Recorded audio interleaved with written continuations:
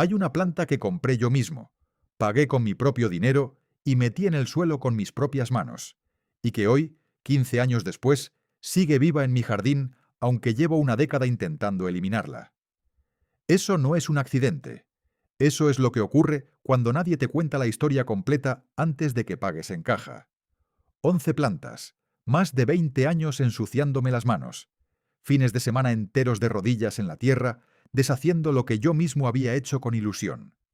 El vivero no me avisó, el catálogo tampoco, y el vecino que me pasó un esqueje por encima de la valla lo hizo con la mejor intención del mundo, pero sin saber lo que me estaba entregando.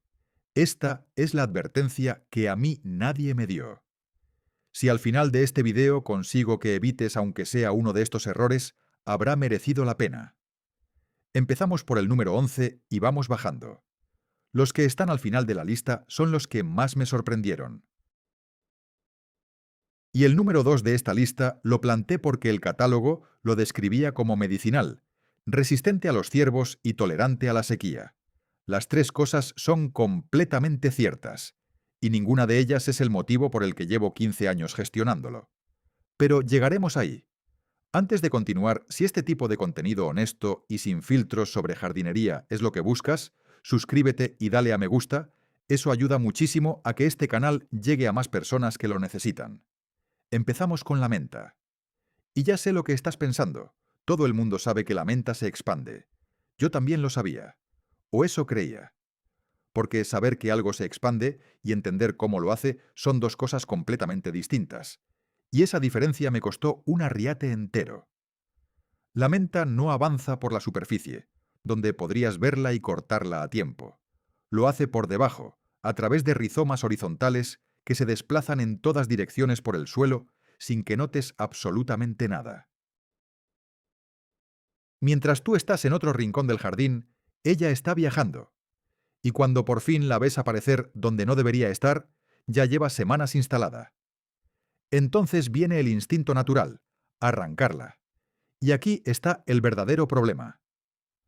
Los rizomas de la menta se rompen con facilidad. Cada fragmento que queda enterrado, por pequeño que sea, tiene capacidad para generar una planta nueva. No la estás eliminando, la estás reproduciendo. La solución existe y es sencilla. Y ojalá alguien me la hubiera dicho el primer día. Maceta con base sólida, siempre. Puedes incluso enterrar la maceta para que parezca que está plantada directamente en el suelo, pero con una condición que la mayoría no menciona, y que lo cambia todo si no la tienes en cuenta. La maceta no puede apoyar sobre tierra desnuda, porque las raíces encuentran el agujero de drenaje y escapan por él. Un plato debajo. Eso es todo. Yo sigo cultivando menta, 3 variedades distintas, pero desde que las tengo en macetas sobre la terraza, no he vuelto a tener ningún problema. La próxima planta de esta lista parece inofensiva desde la calle, pero lo que hace en silencio durante años es algo que los arboricultores conocen muy bien y que la mayoría de jardineros descubre demasiado tarde. La hiedra es de esas plantas que se plantan con convicción. No la elige alguien que no sabe lo que hace. La elige alguien que quiere que su jardín tenga ese aspecto establecido, denso, con historia. Y la hiedra lo consigue mejor que casi cualquier otra planta. El problema es que lo que parece historia tiene un coste que no aparece en ninguna etiqueta. Por encima del suelo, la hiedra trepa adhiriéndose directamente a cualquier superficie que encuentra. Ladrillo, madera, corteza de árbol. Esos puntos de sujeción no son simples apoyos. Retienen humedad contra la superficie mucho después de que la planta haya desaparecido. Y en estructuras de madera, esa humedad acumulada pudre desde dentro con una lentitud que hace casi imposible detectar el daño a tiempo. En los árboles el proceso es distinto, pero igualmente grave. La hiedra añade peso al dosel, bloquea la luz que el árbol necesita para su corteza y crea una masa vegetal que los especialistas en arboricultura conocen bien. El árbol parece perfectamente sano visto desde la calle, hasta que un día deja de estarlo de golpe. Bajo tierra, la hiedra avanza por estolones que cruzan arriates, pasan bajo las vallas y se instalan en el césped del vecino sin pedir permiso. Y sus semillas, dispersadas por los pájaros, llegan a zonas naturales donde ya compiten plantas autóctonas bajo presión. Está considerada invasora en más de 20 estados. La alternativa que yo recomendaría es la parra virgen, nativa del este del continente, con un comportamiento trepador similar, pero con algo que la hiedra no da nunca. En otoño se vuelve de un rojo que para el tráfico. Y a diferencia de la hiedra, alimenta fauna local de verdad. Si tienes hiedra porque la casa ya la traía, no creaste el problema. Pero vale la pena pensar si quieres seguir manteniéndola, especialmente si hay madera, árboles maduros o zonas naturales cerca. La siguiente planta de esta lista es la que más me avergüenza haber comprado, porque la señal de alarma estaba literalmente en la propia planta desde el primer momento, y aún así la metí en el carrito. Está en la sección de plantas de sombra, normalmente en una macetita pequeña, con esas hojas en forma de corazón, manchadas de crema, rosa y varios tonos de verde, a veces 4 o 5 colores distintos en una sola hoja. Parece pintada a mano. La etiqueta dice tapizante para sombra, bajo mantenimiento. Si te gustan las plantas de follaje interesante, y la mayoría de jardineros con cierta experiencia las apreciamos, la metes en el carrito casi sin pensarlo. Lo que la etiqueta no menciona en ningún momento es lo que ocurre si estrujas una hoja entre los dedos. Hay personas que describen el olor como a pescado en mal estado. Otras dicen que se parece más a un cítrico muy pasado. Algunas lo comparan con algo más químico, difícil de concretar. Es un olor muy particular, y la mayoría de jardineros no llega a acostumbrarse del todo. Pero el olor, siendo notable, no es el problema principal. El problema principal vive bajo tierra. La Houtuinia cordata extiende rizomas profundos en todas direcciones, y esos rizomas se comportan igual que los de la menta, pero con una agresividad mayor. Cuando intentas arrancarlos, se parten en fragmentos, y cada fragmento rebrota. Los jardineros que han intentado eliminarla de forma completa cuentan invariablemente la misma historia. La sacas, crees que has ganado, y 6 semanas después está de vuelta exactamente donde estaba. Los tratamientos químicos habituales apenas la frenan cuando ya está asentada.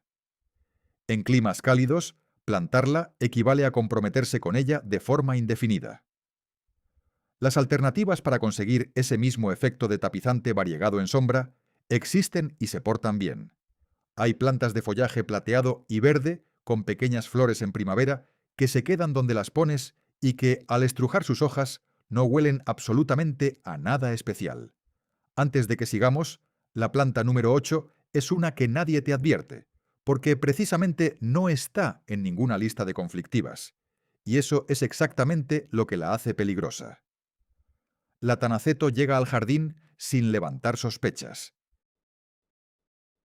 No está en la sección de plantas problemáticas, no tiene ningún cartel de advertencia, no aparece en las listas que circulan entre jardineros experimentados. Llega discreta a la sección de aromáticas o de plantas compañeras del huerto, con sus botones amarillos perfectamente redondos y ese follaje fino que se mueve con la brisa de una manera genuinamente bonita.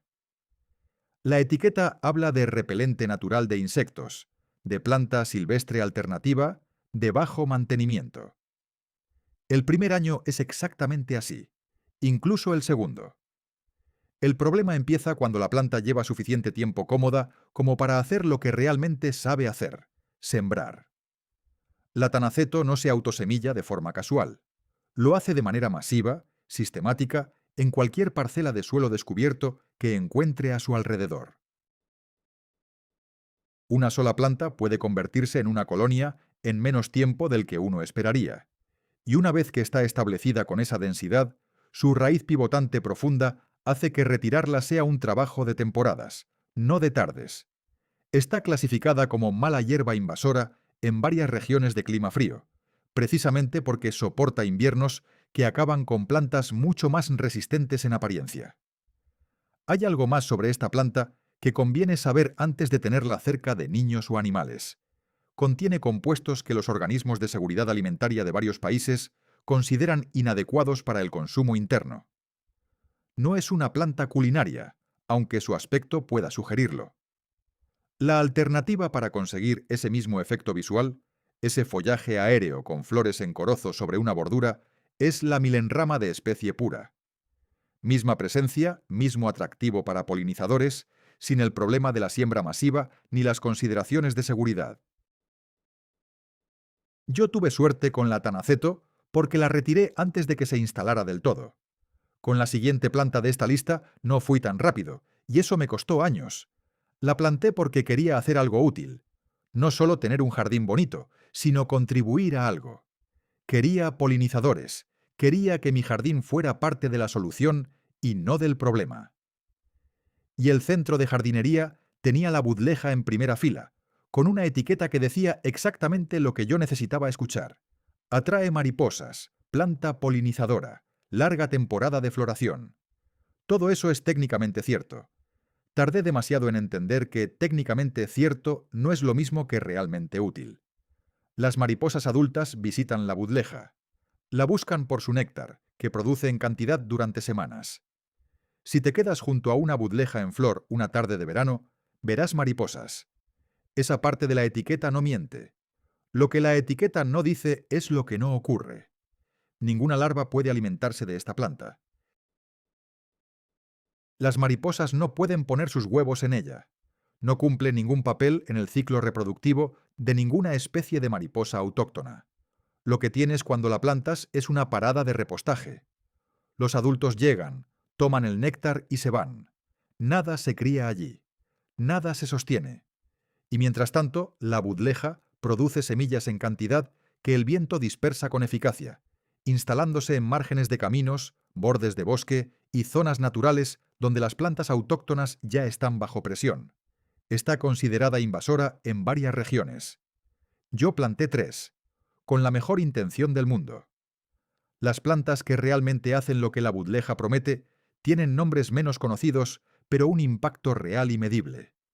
La equinácea de especie pura alimenta a adultos y sostiene varias especies de abejas nativas con sus semillas en otoño.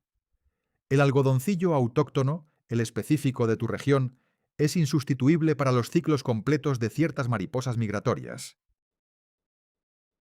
Esas plantas trabajan de verdad. La budleja recibe el crédito de ese trabajo sin hacerlo. Ahora viene la número 6, y esta es diferente a todo lo anterior, porque probablemente no la elegiste tú.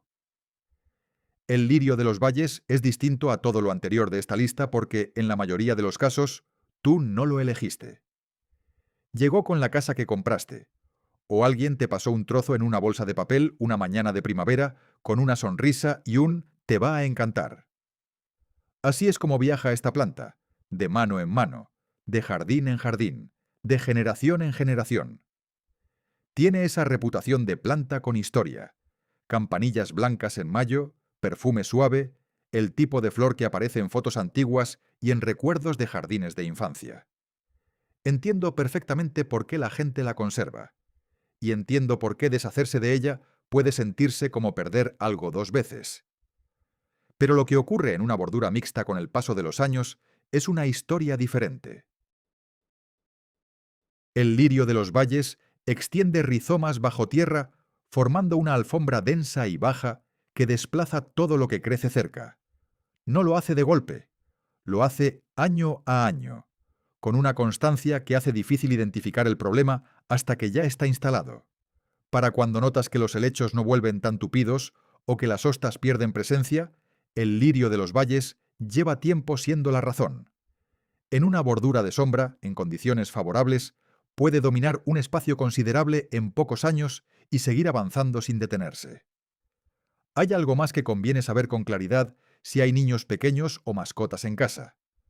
Toda la planta, hojas, flores, frutos y el agua de un jarrón con tallos cortados contiene compuestos que pueden causar problemas serios si se ingieren. Los frutos son pequeños y de color llamativo, exactamente el tipo de cosa que puede resultar tentadora para un niño o un animal. Si tienes el lirio de los valles porque alguien que ya no está lo cultivaba, no estoy aquí para decirte que lo arranques. Eso es una decisión tuya. Pero si te estaba comiendo el jardín y te sentías culpable por querer hacer algo al respecto, no tienes por qué. El recuerdo no vive en la planta. Quiero pausar aquí un momento antes de seguir, porque llevamos 6 plantas y me doy cuenta de que todas tienen algo en común que va más allá de sus rizomas o su siembra. En todos los casos, alguien me las recomendó. Un catálogo, una etiqueta, un libro, un vecino. Ninguno de ellos intentó engañarme. La mayoría habían visto esa planta en su primer o segundo año, cuando era exactamente tan bonita como prometía, y querían compartir eso. Lo que casi ninguno sabía, o decía, era qué aspecto tenía en el año 7 o en el año 12. Ese hueco entre lo que algo parece cuando lo compras y lo que hace cuando lleva tiempo cómodo en tu jardín es donde viven la mayoría de los errores que he cometido. Antes de que cualquier cosa entre en el suelo, la pregunta útil no es solo si se ve bien, es qué hace cuando se asienta. Con eso en mente, llegamos a la número 5, y esta es diferente a todas las anteriores, porque lo más probable es que no la hayas plantado tú. La hierba nudosa japonesa aparece en jardines heredados, en rincones de fincas recién compradas, junto a vallas y cerca de zonas de agua. Crece en tallos huecos que recuerdan al bambú y puede alcanzar alturas considerables en una sola temporada. Las hojas son grandes y de forma redondeada, casi tropicales en aspecto. En primavera, los brotes nuevos son rojizos y emergen del suelo de una forma que no se parece en nada a lo que luego se convierte. Su sistema de rizomas puede extenderse varios metros en todas direcciones, desde los tallos visibles, y penetrar a una profundidad importante en el suelo. Un fragmento del tamaño de tu uña tiene capacidad de generar una colonia nueva. Está documentada atravesando asfalto y juntas de hormigón. Hay propiedades donde figura como un pasivo declarado en la escritura de venta. Y lo peor que puedes hacer cuando la encuentras es lo más instintivo: coger una pala y empezar a cavar, porque eso dispersa los fragmentos. Antes de tocarla, consulta con tu servicio de extensión agrícola local. Lo que viene ahora es una planta que la mayoría compra pensando exactamente en lo contrario de todo esto. La hierba cinta es la planta que la mayoría compra pensando exactamente en lo opuesto a lo que acabamos de ver. No parece problemática. Parece decorativa, elegante, de esas gramíneas ornamentales que dan movimiento y textura a una bordura. Las hojas rayadas en blanco y verde, ese porte arqueado que capta la luz y se mueve con cualquier brisa. Fue muy popular durante años y todavía se vende sin demasiados avisos en muchos viveros. La etiqueta dice gramínea ornamental tapizante. Lo que la etiqueta no dice es de qué planta desciende directamente. El carrizo de zonas húmedas, una de las especies más expansivas que existen en márgenes de ríos y humedales. La hierba cinta heredó la mayor parte de ese carácter. Se extiende por rizomas a través de cualquier tipo de suelo, y no es discreta al respecto. En el tercer año suele aparecer en el césped. En el quinto ha cruzado con frecuencia al jardín del vecino. Y en propiedades con acequias, riachuelos o zonas bajas con humedad, exactamente el tipo de lugar donde uno querría plantar algo con movimiento y textura. Hay evidencia documentada de que puede revertir hacia formas más agresivas una vez que abandona el entorno del jardín. Las alternativas son genuinamente buenas. Hay gramíneas ornamentales de porte similar, con follaje de bordes plateados y plumas otoñales preciosas, que se quedan donde las pones sin avanzar hacia los vecinos ni hacia los cursos de agua cercanos. La diferencia entre una y otra no está en el aspecto, está en lo que no pone en la etiqueta. Pasamos a la número 3, y esta es la que más me costó aceptar porque la recomendé yo mismo durante años sin entender del todo lo que estaba diciendo. La fisotegia, la llamada planta obediente, tiene ese nombre por una curiosidad de sus flores. Si empujas uno de los pequeños pétalos hacia un lado sobre el tallo, se queda donde lo dejas. Obediente en ese sentido muy concreto y muy limitado. En ningún otro. Esta planta es nativa. Genuinamente nativa del continente. La recomiendan guías de jardinería ecológica, listas de plantas para polinizadores, cualquier recurso orientado a apoyar la fauna local.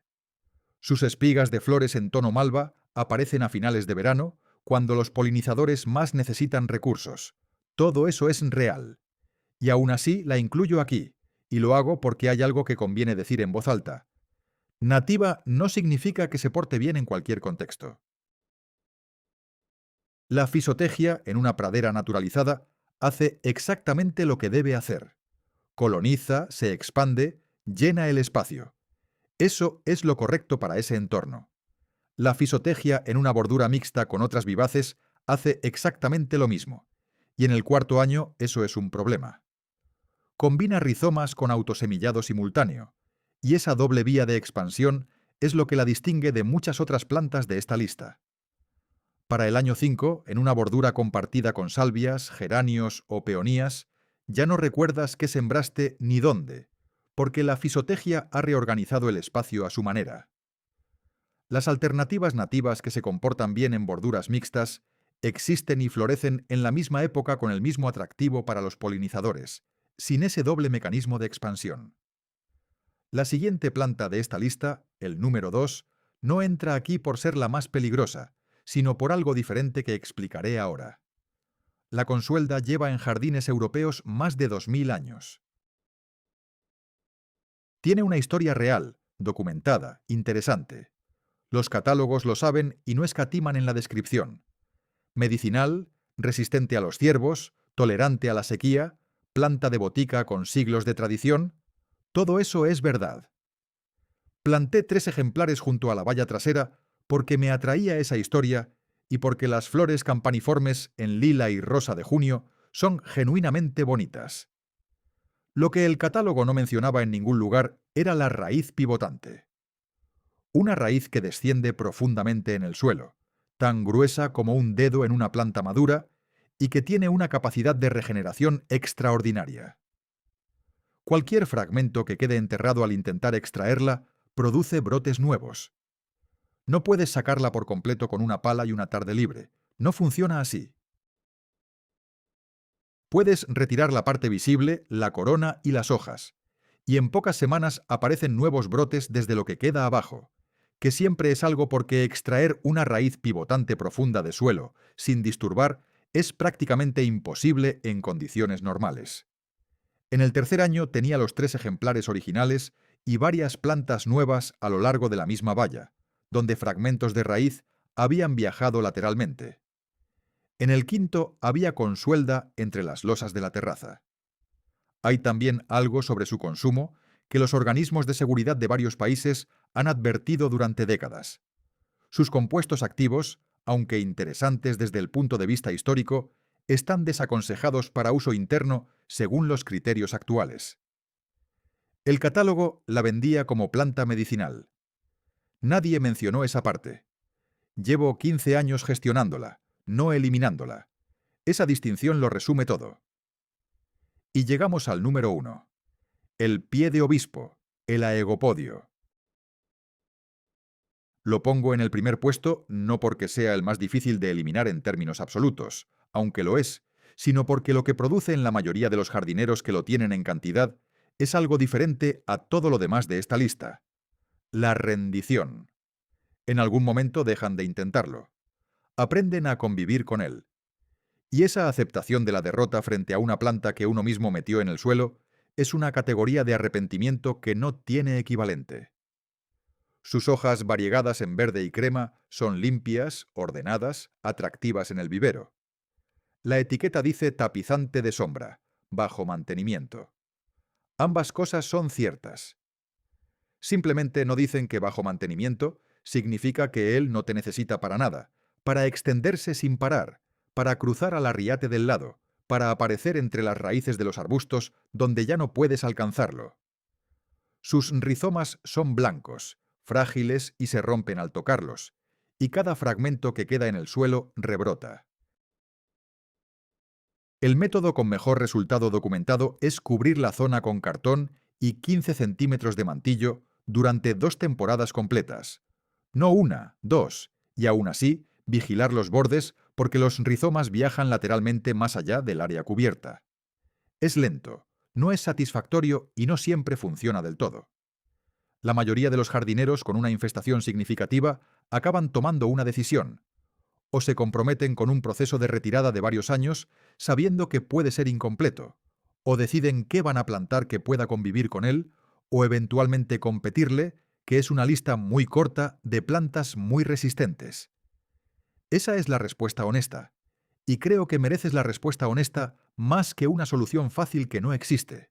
11 plantas. Más de 20 años. El patrón es siempre el mismo. El catálogo vende el año 1. Nadie te entrega el año 10 junto con el recibo. La pregunta que habría cambiado muchas de estas decisiones no es si se ve bien, sino qué hace cuando lleva tiempo cómoda en tu jardín. Una sola pregunta. Cuéntame en los comentarios cuál de estas 11 tienes ahora mismo en tu jardín y cuánto tiempo llevas con ella. Dime también si intentaste eliminarla o si ya llegaste al punto de aceptar la convivencia, porque me interesa saber en cuál de estas 11 plantas la mayoría de la gente se rinde antes de lo esperado. Si este video te ha ahorrado aunque sea un error, dale a me gusta y suscríbete al canal. Eso ayuda más de lo que imaginas a que este contenido llegue a quien lo necesita.